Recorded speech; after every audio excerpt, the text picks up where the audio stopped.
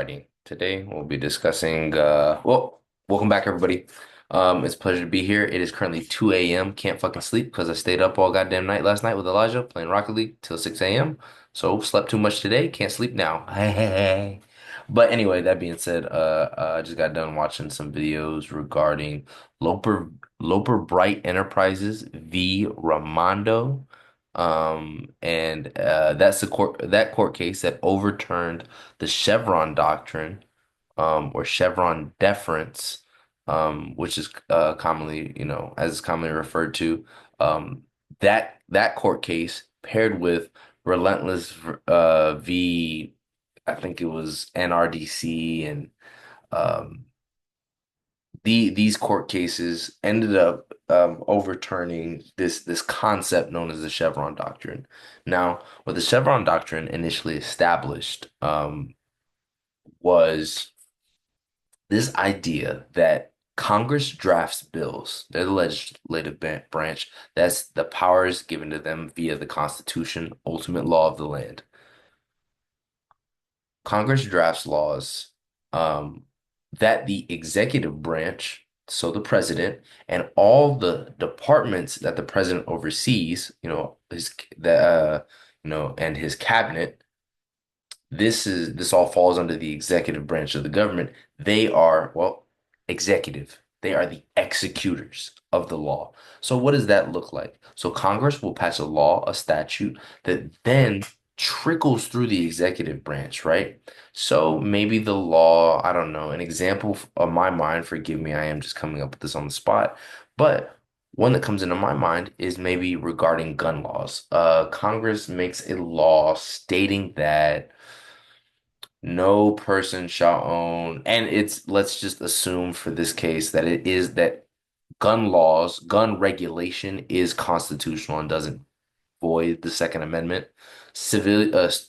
People still have a path to owning firearms, but may have roadblocks in the way. Let's just assume for the purposes of this example that this is the case, that it is deemed constitutional. Congress passed a law, no person shall own automatic firearms. Then the executive agency, the executive branch takes this decree. I don't know where the ATF falls, but it falls under, what does the FBI fall under? The Department of Justice? I don't know where the let's look it up. Let's look it up. Let me share my screen real quick and let's do a quick look-see upsies. Um, ATF, part of what department? Department of Justice. Okay, cool. Cool. I had to make sure I wasn't crazy there. But that being said, so then the ATF, as the Department of Justice, which is part of the executive branch, drafts rules, right? Their regulations, their administrative statutes that maybe they draft a rule requiring a national database of automatic weapon owners. They require a federal tax stamp, or various paperwork and forms to be filled out. These are all rules, and then of course other statutes like you have to pass a criminal background check. You can't da, da, da, da, da. All in compliance with the original congressional statute. Now, Congress did not lay out each one of these rules in its original drafting. It just said civilians aren't allowed to have open access to this. Then the executive body interprets that law and how to best achieve that outcome, um, of that Congress was desiring. Now, in that interpretation, things can be lost. And that's where the courts come in, the judiciary or the judicial branch of the government, where with that assists in the interpretation and the constitutionality of laws. Um, and with that interpretation, it can decide whether the original law drafted by Congress was constitutional or unconstitutional, that it should have never went into effect. That is a possibility. Let's For the gun case, yep, that could be a thing. But then when it can also be applied to the rules and regulations that the executive branch creates from the congressional mandate, okay, from the laws passed. Um, So those are two places the court can intervene. Before the Chevron doctrine, the Chevron deference, this concept, what it allowed these agencies to do was any gaps or areas not directly addressed or areas that were ambiguous in the original draft of the legislation from Congress. It was an act of um what was it? Give me just a second. Let me pull it up. It was deferred decision. It was an give me expressed delegation of authority that Congress would have regulated it if they wanted to. They decided to delegate that task to the executive branch. So, but in that interpretation, in that ambiguity, the court has to say, hey, you are complying with the spirit of the law, or you are overreaching, or hey, this isn't as ambiguous as you thought it was, so you don't get to make up those rules. These are all ways that the judiciary can come in and kind of nip at the overreaching of the executive branch. Okay, awesome. Um, but the Chevron doctrine allowed for that ambiguity. Any ambiguity that express delegation went to the executive branch. If you're not writing about it, I get to do what I want, eh? So with this, with Loper Bright, we have now removed the decision, the onus of expressed delegation. We've moved that from the from the executive branch to the judiciary now. They get to now there's this concept which Justice Roberts proposed as the best policy, the best interpretation of the law, the single best interpretation is the only permissible interpretation that these agencies should act off of. Any ambiguity, and he cites the Federalist Papers as well as the Administrative Protective Act, Administrative Protective Act, Protection Act, of 1946, old as fuck, but stating that the courts have final say on the law. Now, I have a slight problem with this. Like, I'm not a law expert, but the courts always had the final say on the law. They do. Um, if something was unconstitutional, if people overstepped their bound, that was the purview of the court. They always have had that. But if Congress doesn't write about it, just like the same in the same breath, in the same principle is applied to our government.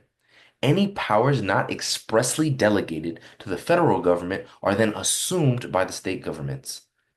It doesn't have to be written out verbatim, right? And so it's almost like an implied consistent ruling throughout our government. But now that federal agencies that are made up of subject matter experts, of engineers, of researchers, of lawyers, of who are appointed by voters, who are appointed by Congress, all of these people are now subject to have the rules and regulations that govern their bodies challenged by federal judges and the judiciary that, quite frankly, don't know anything about their fields or may have very novice level education about how to best apply the rules. How can a federal judge best apply rulings and then come up with the single best interpretation of a rule or a law when they don't know the downstream effects,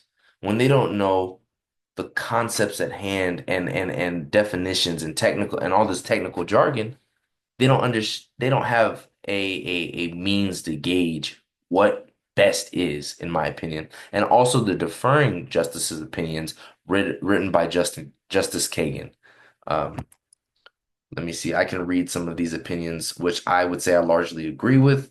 I think that moving the onus onto federal judges that don't necessarily understand a lot of this policy is grossly inappropriate. But that being said, Justice Kagan's dissent, sometimes things are too unclear, sloppily drafted, or not even included in the law.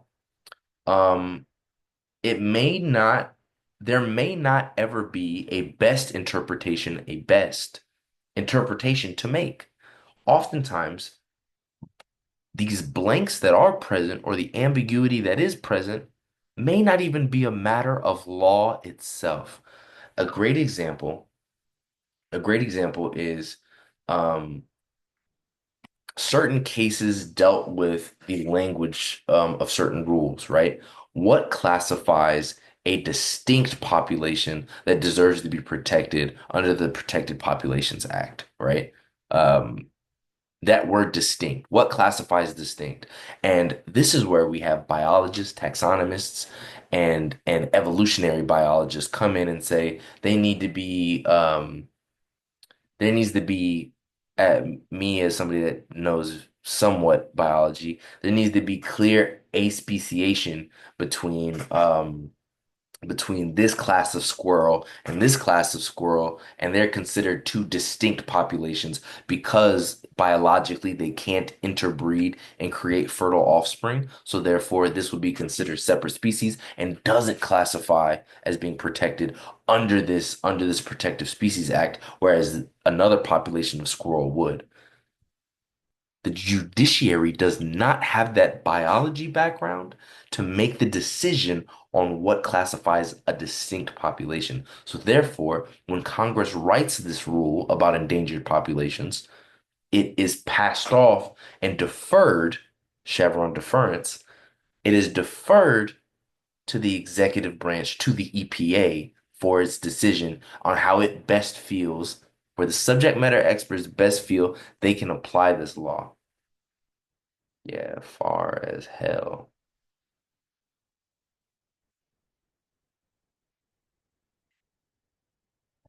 Tragic. Um, kind of cute. Yeah. Another thing, I forget this court case and it's exact, but there's some court case where um the definition of an amino acid or what is classified as a substrate of amino acid, I'm totally botched that. Don't quote me on that. But there's a court case that deals with amino acids and their presence. A court deferred to the appropriate branch, to the executive branch, to the appropriate department, because the court doesn't have the ability to answer that question, which I feel is largely appropriate.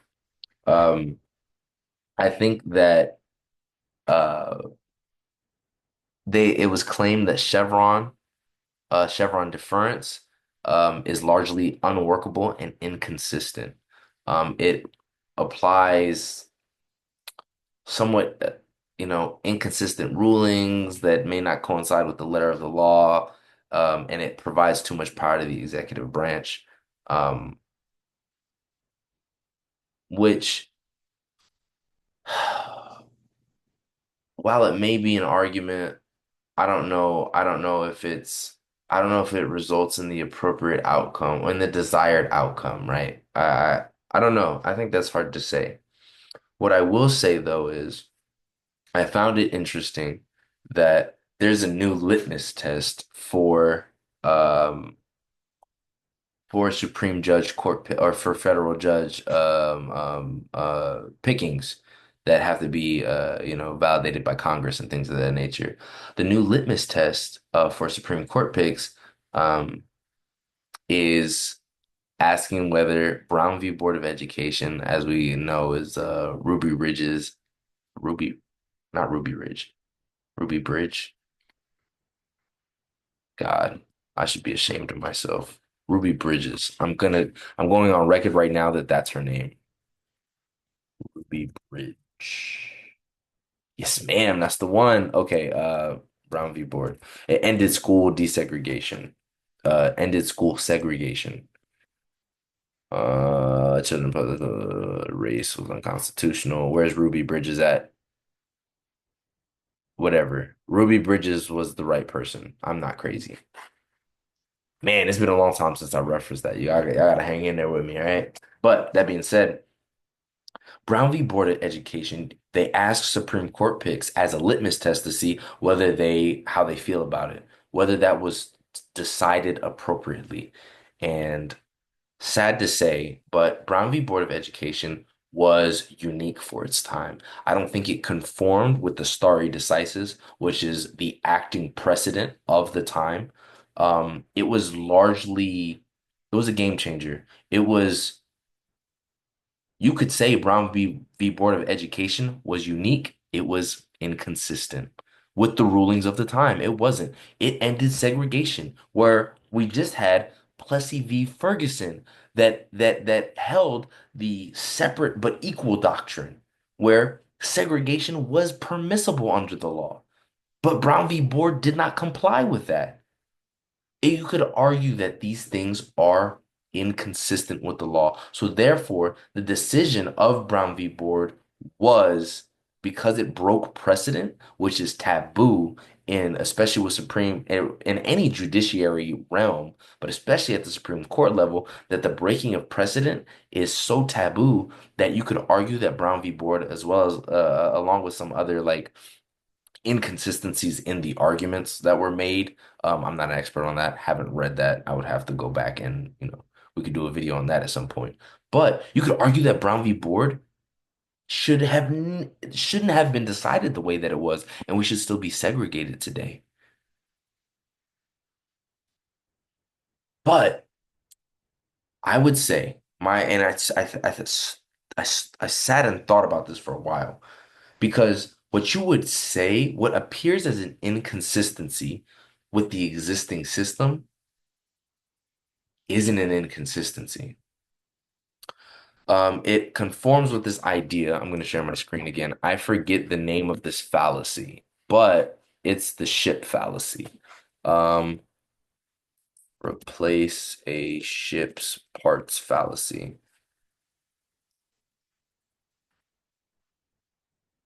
The ship of Theseus. Okay, yes, yes, yes, yes. And it argues this idea that if you replace parts of a system, if you replace individual aspects, at what point does something become a new thing? Right? Is it at 51? Is it at 50%? At what point does something start to not resemble the original to such a degree that it becomes a new instance of something? And so my argument here is that these inconsistencies present in previous court cases, inconsistencies again, I'll throw those quotes around it, is it is a consequence of the system changing, not errors in logic. It is a consequence of the system changing and public sentiment shifting. And because of this, it appears that something is appears out of thin air. But in reality, the fight for civil rights, activism, this was a growing movement during this time. And as public sentiment shifted, as we got certain progressive judges in, yeah, again, there was a holdout population. But as these parts shift, as small rulings occur, as small rulings occur, at what point does enough small rulings shift the system in its entirety? Um, I'm not under the impression that Brown v. Board is bad law. Law is a derivative of our morality. And as we uncover new things, as we learn new things, whether it's on a scientific basis, a moral basis, or philosophically, however we take in new information, as we learn new things, it's important that our system adapts as well. Um, so I would, based off that, I would not say that Brown v. Board was decided badly. Um, while it does break precedent, at times precedent is appropriate to be broken. I am logic. I am logic. All right. Black and white. I'm not a rapper though. Um, I'm the fucking embodiment of a need for logic. and reasoning. I adhere to it to such a large degree in my life. It's actually like detrimental largely, not largely, but it presents unique problems in my life because I have such a need to be consistent. Um, but I've come to learn that, like going to therapy and doing all this stuff, the cost of being correct. What does it do to you? What does the need to constantly appeal to logic and reason at all aspects of your life cost you? It costs you your humanity. It costs you empathy. It costs you seeing the plight of other people, which, sad to say, may largely be emotionally driven, may not come from necessarily a place of logic. So for people that deem Brown v. Board as illegitimate law, I ask this question, while you may be correct, what is the cost of your correctness? Society changes, and to stay stuck in the past, in my head, based on previous previous ideas of an outdated system or based on previous technicalities, while it may be definitionally incorrect based off of our current system, because the current but it's definitionally incorrect based off of our system because our system is incorrect. At what point does the system have to adapt? And so when I say that we stick to a precedent, what if our original conclusion was incorrect? And then you can't base off of an incorrect foundation future correct decisions. It just doesn't work that way. So, that being said,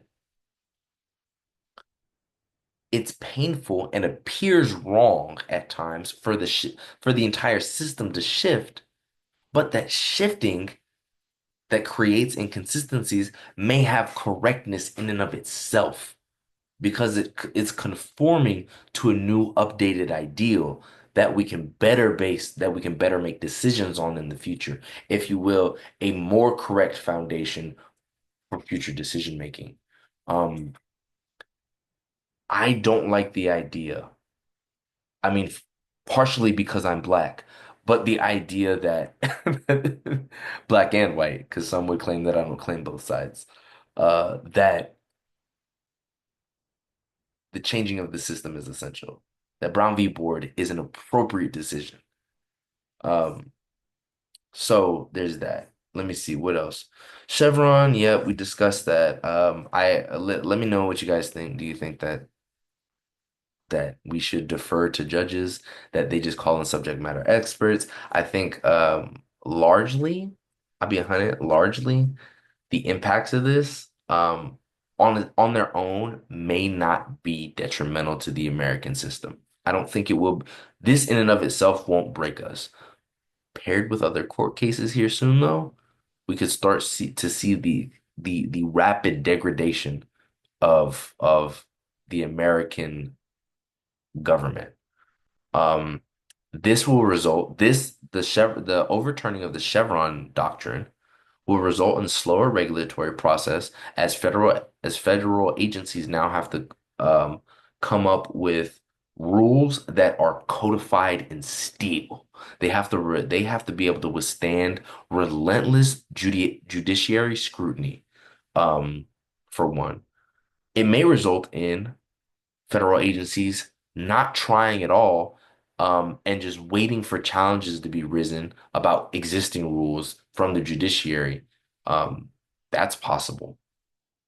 I think it will result in not a smaller government, but a weirdly inconsistent government that cherry picks history and engages in shoddy science, depending on the subject matter experts that get called to testify in court, because I'm sure they will, as they're going to begin making more and more technical decisions on behalf of these agencies, they're going to have to engage in more and more technical conduct. I just pray that these people are reputable. But that being said, I think these are some of the impacts of the overturning of the doctrine. Nothing too crazy right there. But pairing with more and more court cases, such as the corner post case. This removes the statute of limitations on federal regulations. An example of this is in the past, banks had a statute of limitations based off the date of inception of the regulation, the date of indoctrination of the regulation. We passed this bill on the 5th. And so 6 years from the 5th of 2021, you have time to challenge this in court. After that, the statute of limitations passed. This cannot be challenged anymore, right? However, the corner post case suggests that it's not 6 years from the start of federal regulation, but from the start of your incorporation of your business, which essentially creates an infinite statute of limitations anytime that I seek to incorporate, or anytime that I launch a new shell corporation. Anytime I launch a new LLC, a C corp, whatever, a partnership, whatever I'm doing, 6 years from that inception of my shell corporation, I get to challenge those federal regulations. This will back up the justice system till no end. We're already slow. Democracy in and of itself is a slow process. Making it slower is not going to be beneficial to us. Um,